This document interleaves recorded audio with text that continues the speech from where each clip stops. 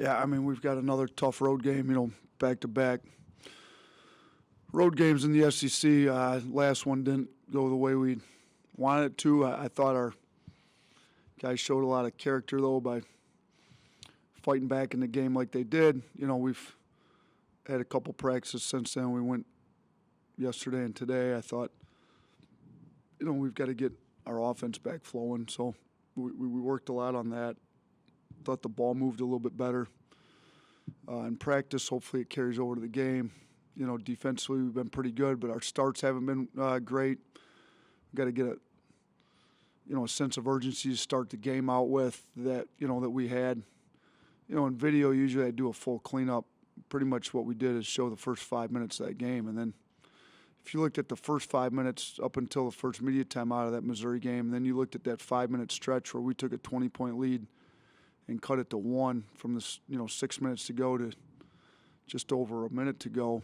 You shaved 19 points off a lead over less than 5 minutes. The sense of urgency in that 5 minutes was drastically different than the sense of urgency in the first 5 minutes of the game. So not that we're going to be flying all over trapping and doing stuff like that in the first 5 minutes, but we got to play a little harder. So that's been our point. We got to start games better. This South Carolina game is going to test our toughness. They're Coach Martin's obviously one of the best coaches in the country at getting his guys to play hard, play tough, be physical. They're one of the better offensive rebounding teams every single year in the country. They're top 10 again in the country. They're playing fast. So, our transition D, our rebounding is going to get tested. It's going to, if you're not tough, they're going to run you off the floor. So, I know their record's not, that great in the SEC. I think they're 3-5 right now, but they've had more COVID pauses than anybody in the league. So it's hard to get a rhythm going. They've been practicing now for a few weeks. They haven't been paused for a while. They're probably playing their best basketball because they've been able to practice for a few weeks in a row. And I think they're dangerous. I think they got really good players. I think they get them to play really hard and they play fast. We've got our hands full tomorrow. Thank you, Coach. We'll start with questions. First to Cecil Hurt.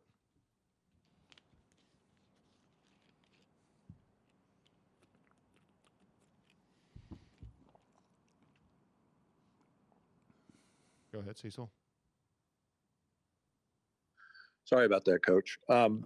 Just to follow up on that, you watch them at Florida on Wednesday, and then against Mississippi State on Saturday, which might be a tough matchup for them. But do you focus more on the Florida game and the things that they can do really well in your scouting report? Yeah, I watched both those games last night. The Florida one gets you a lot more. I think that shows you more what they're capable of playing like, more what you're going to have to do to beat them, because you saw what they're pretty good at in that Florida game. The Mississippi State game, Mississippi State is tough, physical like them, rebounds well. Those two guards, Stewart and Molinare, caused them issues on D, and I thought they looked a lot better against Florida. So, yeah, I definitely looked more at the Florida one and just what did they do to beat Florida? How did they Florida just got put in the top 25, and then South Carolina comes in there and handles them pretty well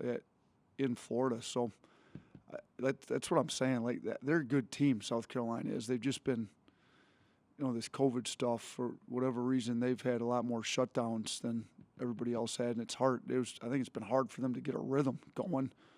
But I think that Florida game gives you what they're what they think they're capable of and what I think they're capable of if you let them get going.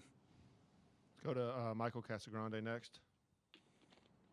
What do you take away from that final stretch in the game at Missouri?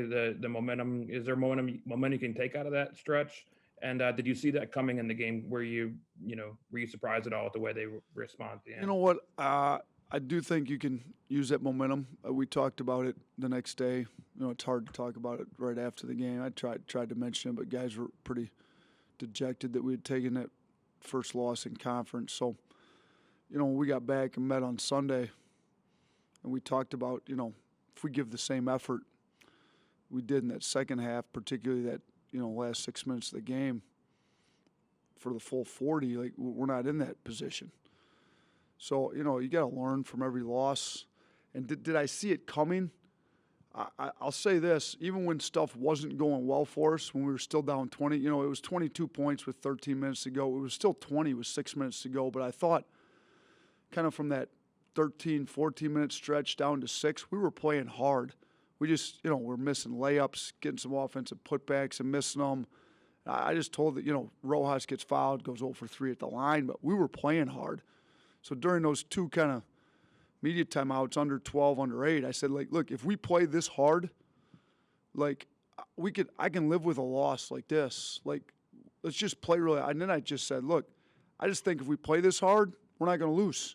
We're gonna make a run. So I really felt like we had a run in us because I said the shots are going to start to drop. We're not going to keep missing, and then it happened. So, to take 20 points with 6 minutes to go, and I think with 1:11 to go to have a 1-point game shows you what we're capable of when we play hard, move the ball, play aggressive. We got to get more of that early in the game. We can't get ourselves down 20 or 22. So I think there's some momentum we can use from it. Hopefully we play with the same pace. Hopefully we play with a little bit more of a sense of urgency like we closed the game against Missouri with, and we don't get ourselves dug in a big hole like that. Let's go to Charlie Potter next. Hey, Coach. Just want to ask about Keon Ellis. He seems to be giving you guys more quality minutes of late. Just what have you thought of his performance these last few games? Keon's been playing great. I mean, if it wasn't for Keon, we as a team have not played particularly well over the last 5 games. He himself's played really well. I was just, before I walked in here, looking at our analytics guys sent us some leverage numbers, offensive leverage, defensive leverage. I mean, he's one of the highest leverage guys on the team, both sides of the ball when he's in the game. So we're going to continue to get him more minutes. He plays hard on defense, makes mistakes, but, we all make mistakes. When he makes a mistake, he plays really hard and covers it. He gets beat on a blow-by, he recovers, gets a block shot or a steal. So I think he's one of those guys that just shows, you play really hard and things work out well for you, even if you're not perfect. Offensively, he plays really hard. We get more stops on defense. We run in transition. And he doesn't take too many bad shots. I thought there was a couple questionable ones last game where he could have attacked the rim, but he's, for the most part, he attacks the rim. He moves the ball. He plays unselfish, and he makes the team better when he's on the floor. And we gotta get more guys that the team is better when you're on the floor. If the team's better when you're on the floor, then you probably need to be playing more, and he's at the top of that list right now. Back to Michael Cascarande. What about Quinn Early? What did you see from him in the end of that game? And what does that mean for him moving forward? He was a lot better in the second half than he was the first half, and he was an integral part of that comeback that we made. I thought his aggressiveness, getting the ball in the paint, coming downhill, playing with pace, moving the ball around, I thought it was all key to us making that run. Now, if we can get him to play like that every time he's in the game without turning the ball over, making smart decisions, taking smart shots, not just taking a shot to shoot. I think he's one of the better point guards in the country. It's on me and the coaching staff to get him playing like he's capable of playing every time he goes on the floor, and we're still working on that. I thought he was by far better in the second half, and particularly in that stretch run there at the end of that game than he was when he was in the first half. So we just got to keep working with him. He's more than capable. He's super talented. You talk about pass, dribble, and shoot, maybe the most skilled kid on the team. When you got a combination of all that, we just got to get him play both sides of the ball, locked in, focused, every possession on both sides of the ball for every time he's in the game. Let's go to back to Cecil. Coach, just the regular follow-up on Herb. Has he been able to practice the last 2 days, and what's his status going up there? No, he has not. He's been on the side doing some skill work, just trying to get that, back, glute, all that through there, rested without getting another bump. It's not like he can't move. We do have him in practice in the non-live stuff where he's not going to get hit.